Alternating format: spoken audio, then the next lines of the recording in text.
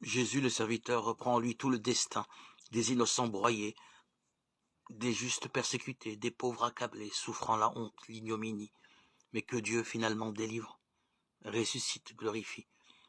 Il rassemble en lui toute la tradition d'Israël et lui donne la plénitude de sens qui se cherchait déjà dans certains psaumes.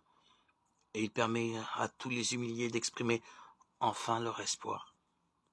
N'est-ce pas d'ailleurs en pensant au serviteur qui justifie les multitudes, Isaïe chapitre 53, 11, que Daniel promet une résurrection glorieuse à ceux qui auront justifié des multitudes, Daniel 12, 3.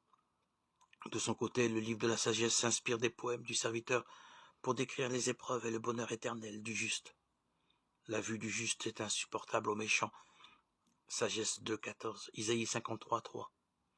Il est soumis aux outrages et aux tourments pour que soit éprouvée sa douceur et sa résignation, sagesse chapitre 2, 19, Isaïe 53, 7.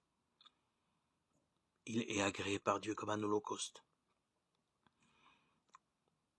Il est emporté, enlevé du milieu des méchants et transféré auprès de Dieu.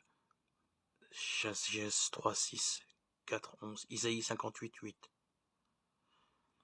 Sur terre, il est objet des sarcasmes et des vexations des pécheurs, mais au jour du jugement, ceux-ci reconnaissent avec stupéfaction leur grossière erreur. Sagesse 5, 1, 8, Isaïe 53, 1, 9, qui décrit la confession des péchés consécutifs au martyre du serviteur.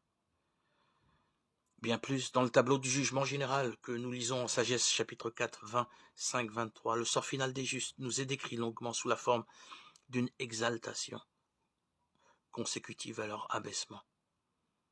Jésus est en vérité le merveilleux projet de Dieu, sauvant l'homme dans un monde de péché, de misère et de souffrance.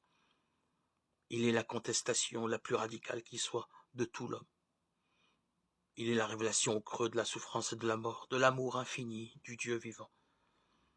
En un visage d'homme humilié transparaît le visage même de Dieu.